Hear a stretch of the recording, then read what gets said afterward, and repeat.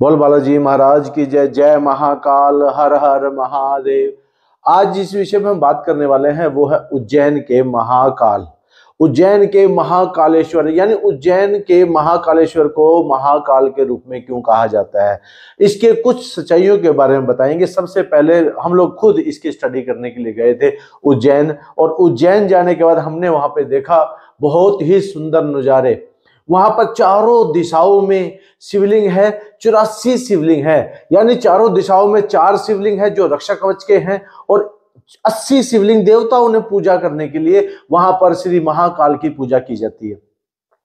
महाकाल और काल, इनमें फर्क देखिए। सूर्य देखो, चंद्रमा जो है पृथ्वी के चारों तरफ चक्कर काटता है, तो चंद्रमा से जो 27 कलाएं बनती है, नक्षत्रों से जो बनती है, वो काल को गणना में आती है। इसी प्रकार से पृथ्वी अपने घूर्ण पर घूमती है और इसीलिए समय परिवर्तन होता है। और फिर पृथ्वी 1,00,000 किलोमीटर प्रति घंटे के हिसाब से पूरे साल सूर्य का चक्कर काटती है, और ये जो है ये सब काल की गणना है। ब्रह्मांड में 3 खंड हैं, आकाश, भूमि और पाताल। इन 3 खंड के त्रिलोकी नाथ जो है 3 लिंगम है, उन 3 लिंगम के जो महाकाल है, जो इस सृष्टि की रचना करते हैं, जो सृष्टि के पालनहार हैं, जो सृष्टि के संहारक हैं, वो महाकाल हैं।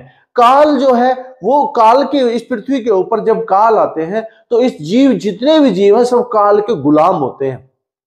हर एक जीव काल, यानी काल माने मृत्यु, मृत्यु के गुलाम होते हैं। फिर से उनको डस लेते हैं, फिर से उनको जन्म देते हैं, फिर से डस लेते हैं, फिर से जन्म लेते हैं।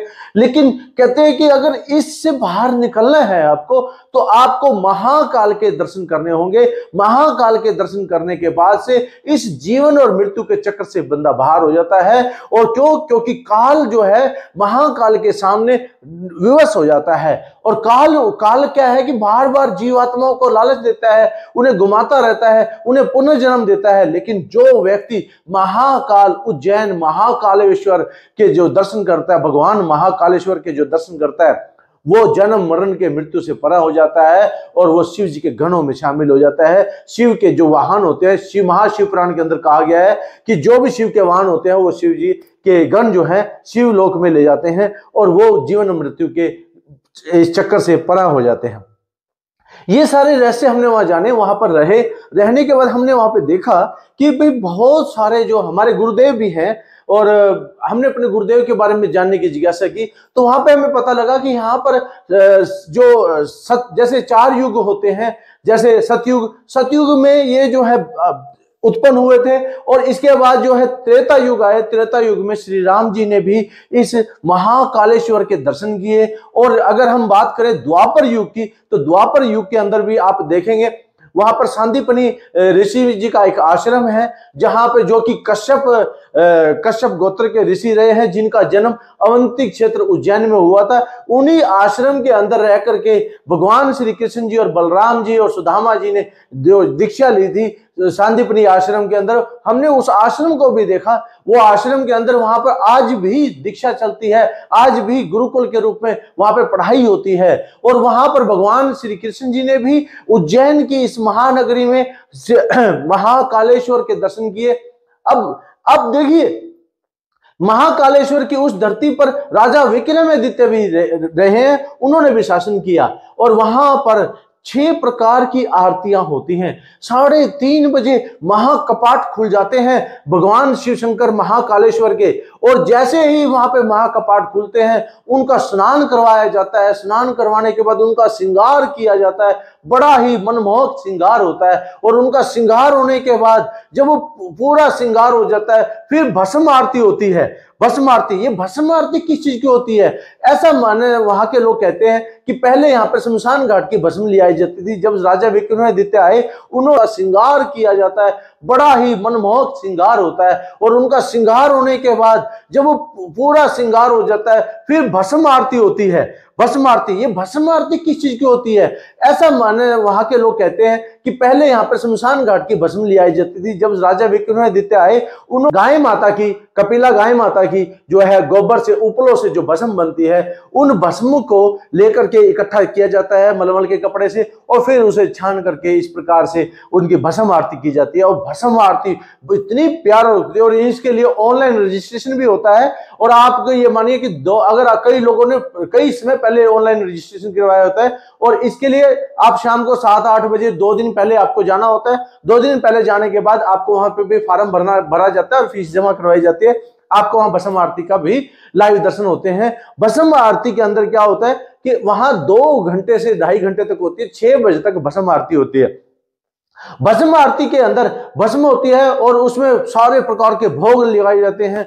और यहाँ पे ना 6 प्रकार की आरती, एक ऐसे महाकालेश्वर जिनकी 6 प्रकार से आरती हो जाती है। इसके बाद जो होती है 7 बजे, सुबह के 7 बजे, फिर 7 बजे दत्योदत आरती करवाई जाती है। इसके अंदर दूध, दही, घी, चावल का भोग चढ़ाया जाता है और इस चावल के भोग के अंदर जब ये आरती की जाती है, ये आरती भी बड़े मनमोहक होती है। इस आरती के दर्शन ही करने से सभी कष्ट और रोग मुक्त हो जाते हैं व्यक्ति। जो भी सफेद चीज किसी को खिलाई जाती है वो इस आरती के दर्शन करने मात्र से ही वो सारे के सारे कष्ट दूर होते हैं। कहते हैं कि भगवान जो है भोलेनाथ हैं, भगवान जो भोलेनाथ है, वहां पर जिनके ऊपर भी कोई भी चीज नहीं चढ़ती, वो जो लोग देवी देवता और देवी देवता स्वीकार नहीं करते, भगवान भोलेनाथ उसे स्वीकार करते हैं।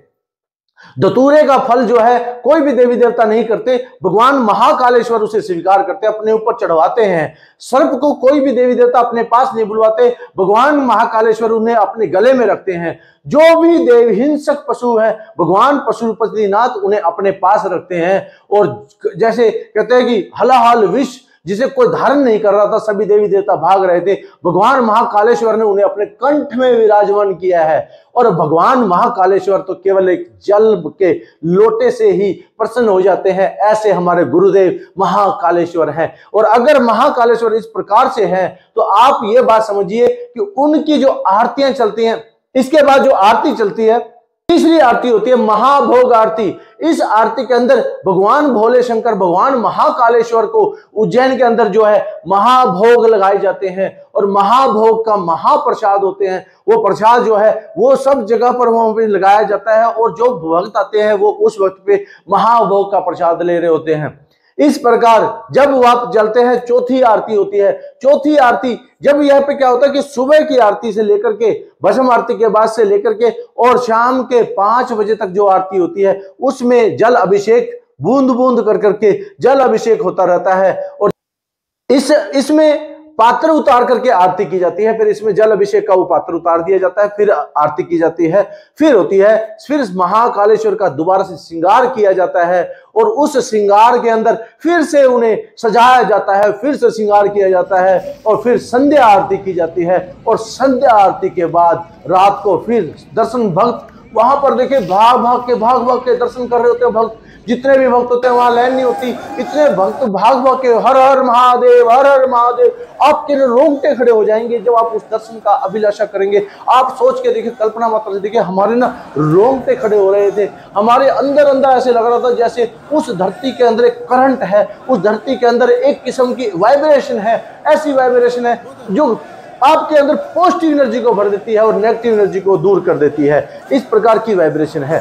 लोग भागते हैं, भागते भागते शयन आरती में चलते हैं जो कि रात को 10:30 बजे चलती है। और 10:30 बजे जब शयन आरती होती है, क्या वहां पर भोग लगाए जाते हैं, क्या महाकालेश्वर का उस आरती को, ये सारी आरतियां हमने देखी हैं। और इन आरतियों के अंदर आप देखेंगे महाकालेश्वर के वो एक बार अंधेरा कर लेते हैं, उनके लिए पलंग, छोटा सा एक पलंग बिछाया जाता है, आरती की जाती है उनकी। और आरती करने के बाद उन्हें फिर से भोग, मालाएं, सब कुछ उन्हें किया जाता है। और ये जो शयन आरती होती है, इसके बाद 11 बजे कपाट बंद हो जाते हैं और फिर भक्तजन अपने अपने वहां चले जाते हैं। लेकिन यहीं पर हमने एक आरती और देखी जो कि वहां पे एक शक्तिपीठ है, शक्ति हर सिद्धि माता, जहां पर माता जो है, माता की जो कोहनी है वो वहां पर गिरी थी। और उस कोहनी को, मतलब राक्षस लोग थे, उस शक्तिपीठ को नष्ट करना चाहते थे। वहां पर काल भैरव, शक्तिपीठ के रक्षक, कोतवाल, यानी कि महाकाल के रक्षक, महाकाल के कोतवाल के रूप में काल भैरव वहां विराजमान है। शक्तिपीठ के रक्षक के रूप में काल भैरव वहां विराजमान है।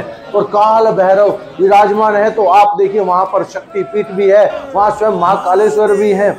ऐसे शक्तिपीठ उज्जैन के उस मंदिर का जो दृश्य है, उस आरती का, जहां पे अर्धनारीश्वर की दो शक्ति पिंड है वहां पे, और 2 आप देखेंगे आरती के पिंड बने हुए, स्तंभ बने हुए। उन स्तंभों के ऊपर जब चढ़ करके हर सिद्धि माता की आरती होती है जो वहां पर नजारा होता है, वहां पे ऐसे ऐसे करके बंदा डांस करता है, नाचता है, मस्ती करता है, जो उस आनंद को लेता है, उस आनंद के हम गवाह हैं। हमने देखा कि उस आनंद के अंदर बहुत ही आनंद आया, ऐसा आनंद आया कि ऐसे लगता था कि यहाँ से ना जाए। और उसके बाद देखेंगे वहां पर एक तंत्र विक्रांत भैरव है, वहां पर तंत्र साधना की जाती है। और यहाँ आप देखेंगे कि वहां पे राम घाट है, और शिप्रा नदी के पास शिप्रा नदी जो कि वहां पर राम घाट है, और वहां पर एक मंगलनाथ मंदिर है। मंगलनाथ मंदिर के अंदर जहाँ मंगल जी का जन्म हुआ है, मंगल जी का जन्म हुआ है, वहां पर हमने देखा कि वहां पर जो है ब्राह्मण लोग जो है पूजा पाठ करवाते हैं। वहां पर मंगल जी का जन्म हुआ, वहां हमने दर्शन किए, वहां पर शिवलिंग है, वहां पर पूजा होती है, पाठ होती है, वहां पर हमने पूजा पाठ भी करवाई। और वहां हमने देखा कि वहां पर बहुत ही आनंदमय होता है। आप देखेंगे चिंतामणि मंदिर है, चिंतामणि मंदिर में गणेश जी का भी वहां पर पूजा की जाती है, पाठ किए जाते हैं। इसी प्रकार से गोपीचंद जी ने कालिदास जी ने जो साधनाएं करी हैं, वहां पर उन साधनाओं की जो गुफाएं थी वो भी देखिए बड़ी भीड़ी भीड़ी गुफाएं हैं। वहां एक व्यक्ति जा सकता है, केवल वहां शांति है। उस घाट के ऊपर जो हमें देखने को आनंद प्राप्त हुआ है, वो महानगरी जो है,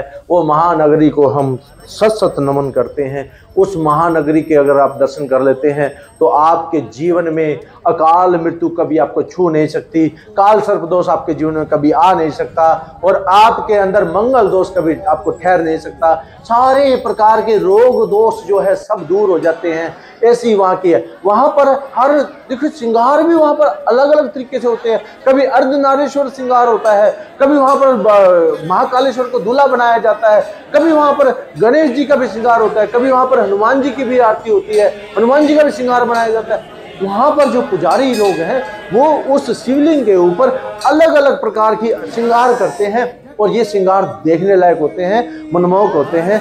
देखिए हमारा मकसद, लेकिन वहां पर एक गलतफहमी बहुत है। उस खोपनाक सीक्रेट रहस्य को, राज को आप जानिए, जिसे वहां पर नासा वैज्ञानिक भी लोग फेल हुए हैं कि आखिर ये जो है काल भैरव जो है, ये जो दारू का जो मदिरा का जो सेवन करते हैं वो जाता कहाँ है।